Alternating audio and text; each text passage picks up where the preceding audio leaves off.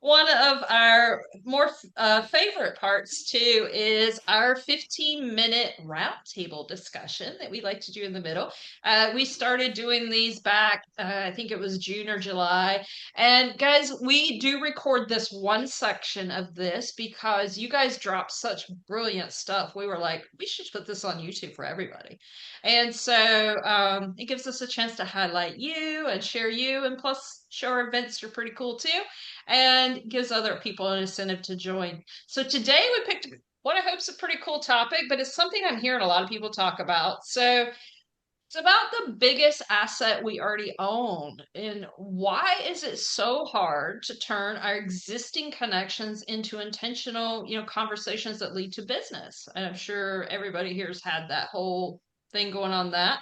But you spend years building networks and you have all this, and your next five clients are probably in your networks, but for some reason, it's a struggle to reach out and start the conversation for a lot of us, right? So, again, people don't refer followers, they refer the relationship. So if you're not out talking to people, then how are we building more of that trust so we can actually say, whenever the time has come, I can help you, without somebody saying, oh my God, you pitched me. So, I mean, we all hate that. But it's about using our networks to help work for us and shout out our names when we're not in the rooms and say, hey, this person is really cool. You should work with them. So I want to hear from you. What is the number one thing that stops you from reaching out to someone you already know is a good fit? And if you've been able to overcome that. So you can either put up your hands or your little electronic hands. I don't care which. I'll do you as I see you. So, um, who, anybody want to go first on this one? Lion? Lion takes out the gate.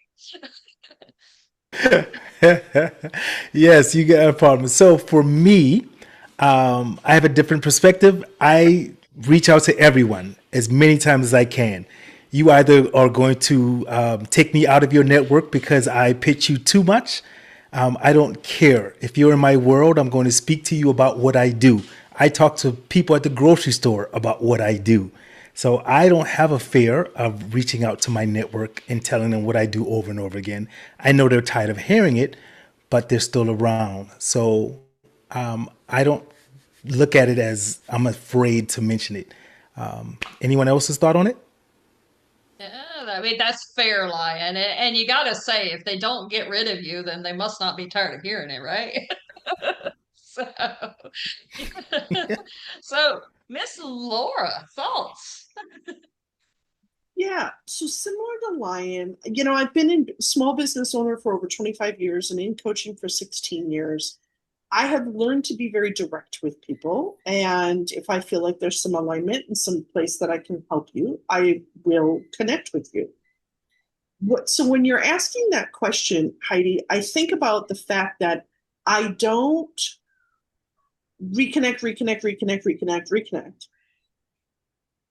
And part of that, and it's not that I don't want to be pushy because I think I might be a little pushy, which but if I'm pushing you in a direction that I think is actually beneficial, then I totally stand behind, right? If your house is on fire, I'm going to push you out of it. If your business is not working, I'm going to push you into something that will. And I don't want to take away people's autonomy or right to choose. So if I've made an offer and I've followed up and we're still in each other's networks and we're still in each other's circle, you know what I'm about, and you get to pick whatever cereal that you want off of the shelf. You don't have to pick the one that I think is best for you, which is me. You get to pick what you want. So that's kind of how I see it a little bit. Yeah, I love that, Laura. I know I'm the same way. I'm all about getting a conversation going, and if you can, put it out there. But, a lot of people do struggle with this still. It's truly amazing how long some of us have been in business and we still, struggle with that. But let's hear from Anita. Hi everyone.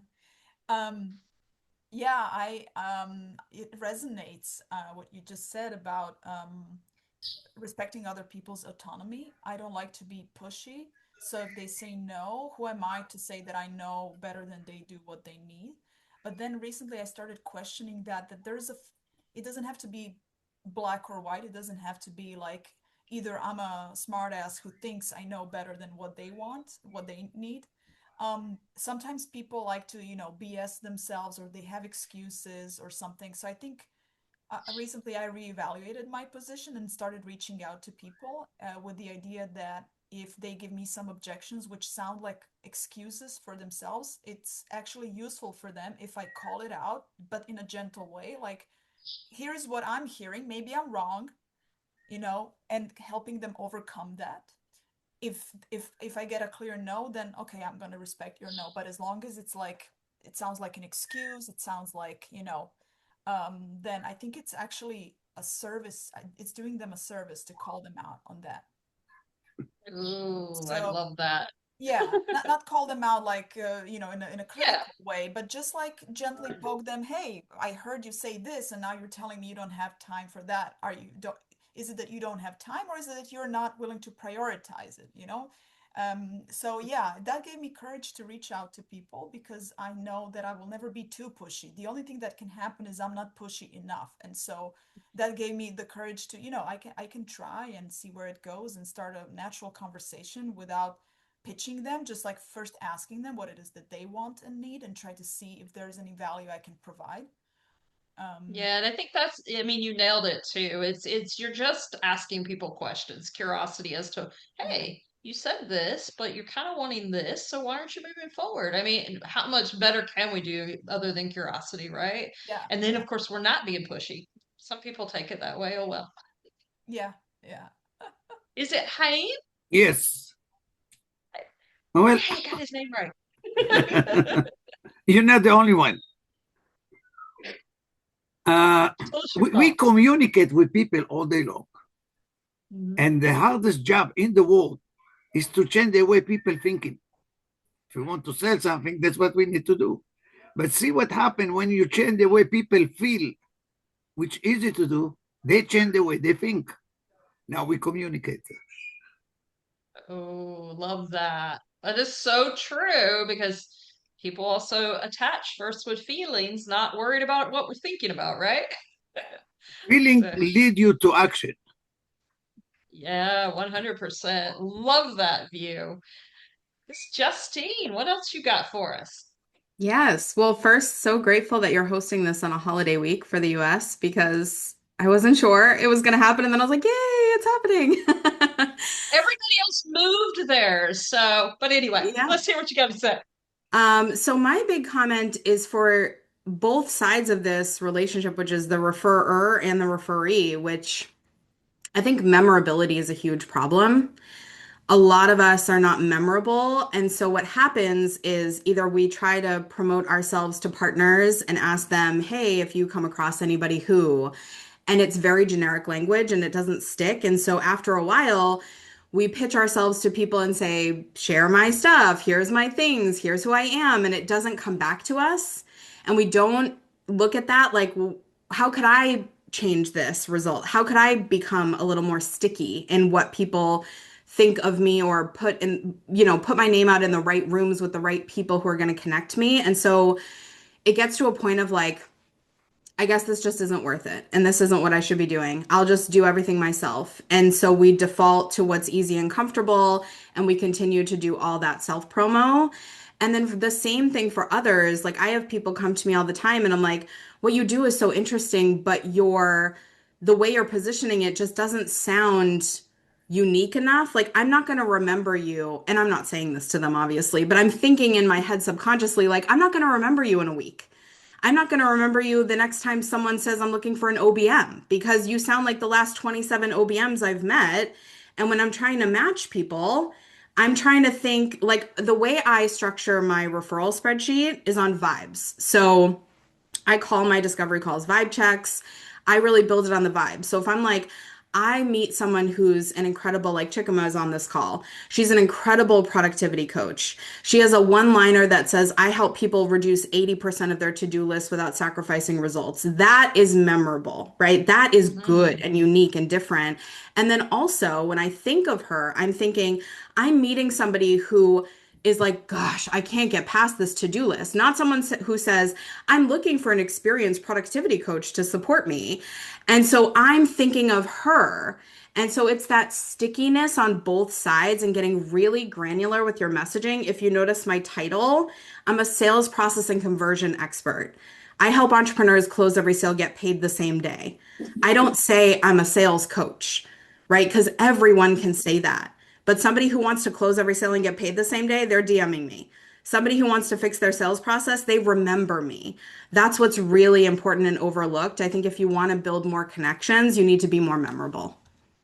Amen, Justine. You know, I even saw Laura down there doing this because she's had this same. We've had this conversation so many times. But yeah, if nobody remembers you, they're not going to refer you. They're not going to think of you when it's time to work with you.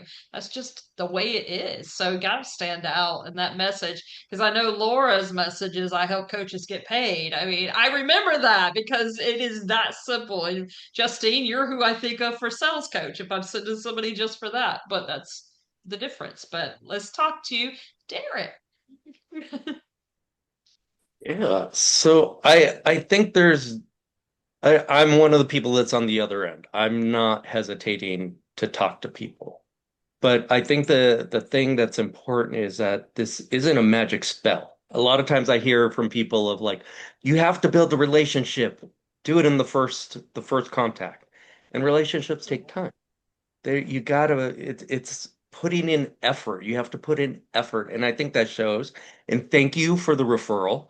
And I think likewise, I've running into you and David at different events. I had the option to sleep in or attend this event.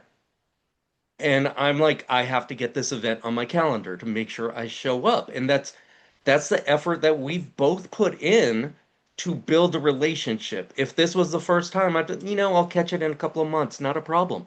But it's Yeah, building that relationship. And what I also hear from other people that are hesitant is they're thinking about, okay, I need to build the system and then I need to do this and this step. And I always tell them, just do reach it. out. Just say hi. Have you thought about just saying hi?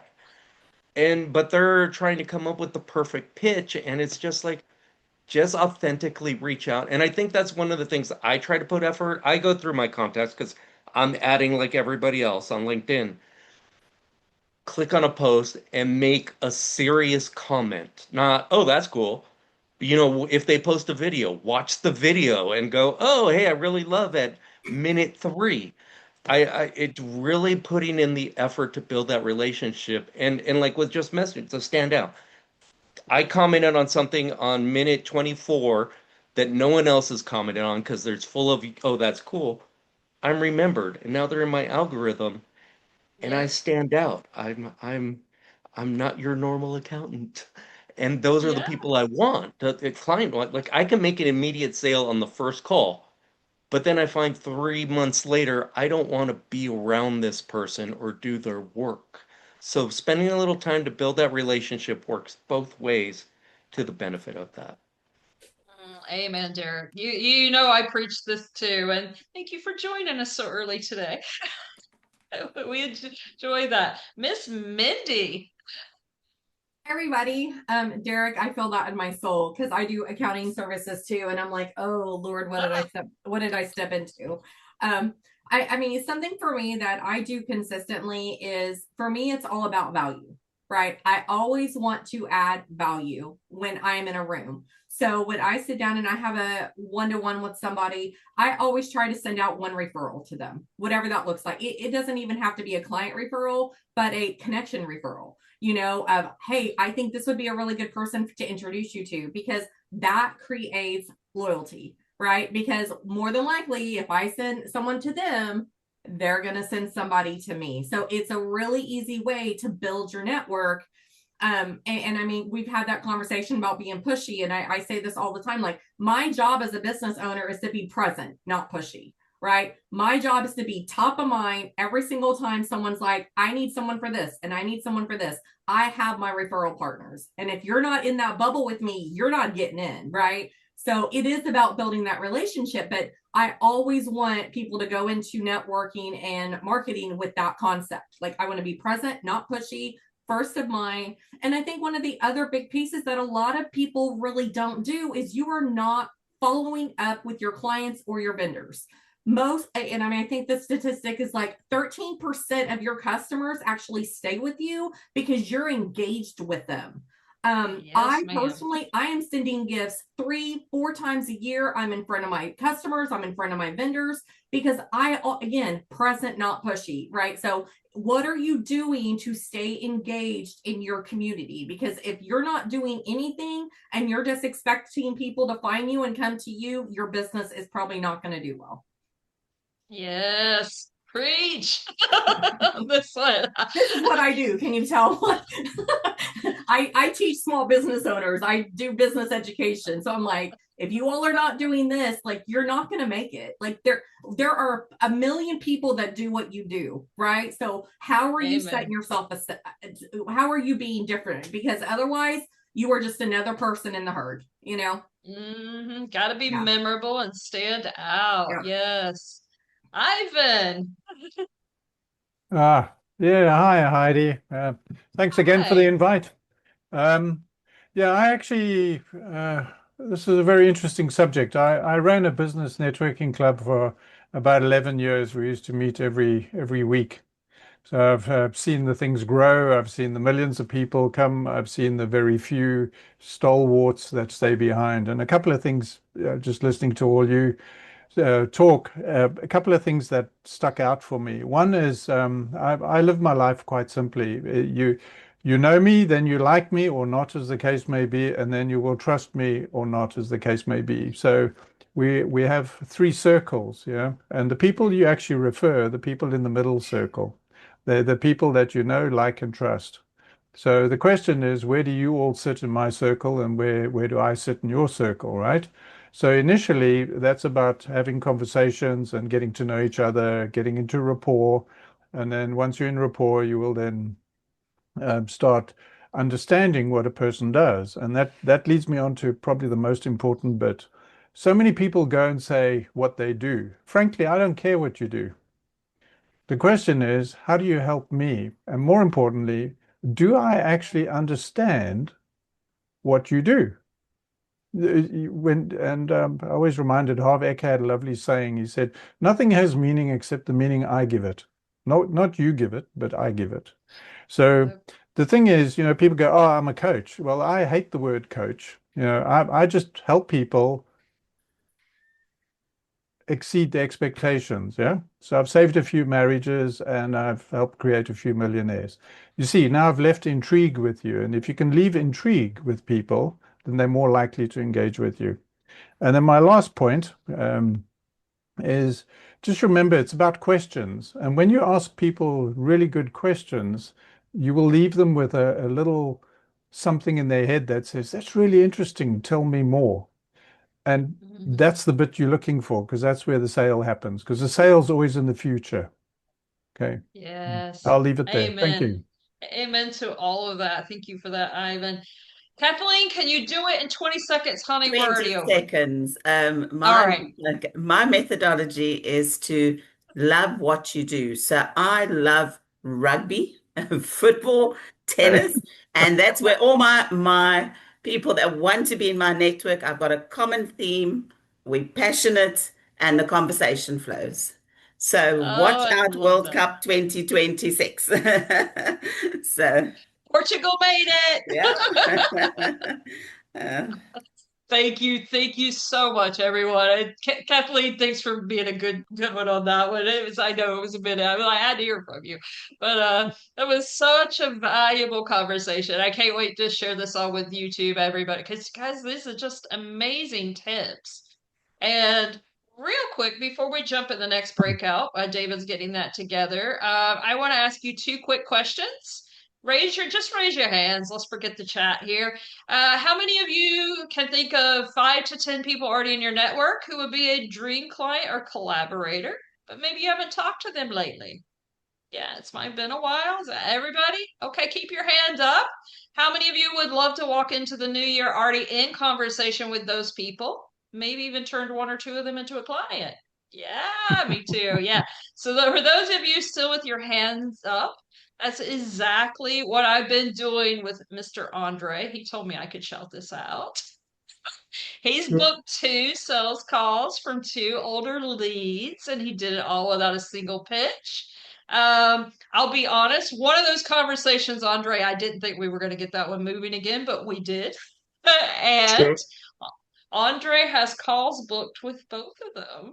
So, and that's in less than 2 weeks.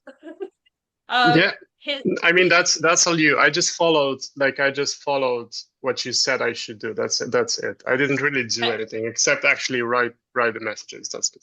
He implemented, so don't let him fool you. He did really well. But his success is why I created the 12 Days of December Connection Challenge. And this is for anybody, whether you're experienced like Andre or you just want to really start engaging with those people, because I know how easy it is to write off December as, hey, no one buys in December, right? We all hear that story. Well, it's wrong. They buy. It's just how you approach them in this time of the month. December is actually one of my best months, but I switch up my methods of how I do it. It's just about reconnecting and nurturing. And I just do it differently. I get rid of that go, go, go attitude and start being more thanks for being you, lay back conversations, and think old friends catching up like over a hot chocolate or something. So if you want to end the high note and just have some fun with us, walk into 2026 with those leads already warmed up and in conversation with them, I'd love to invite all of you to join us. I'm sharing the exact approach I do it, the one that Andre's actually been using, just to get those going. And we'll drop the link for that. There are 2 options to join us. You can either join just the event. It's 197 for the 12 days, or get it as a free bonus if you join my 3-month Conversation First Marketing Workshop series. So either way, check it out. Come join us. I got some italics going on there. And get signed up. We start on Monday. So, David, do you have our next breakout room ready?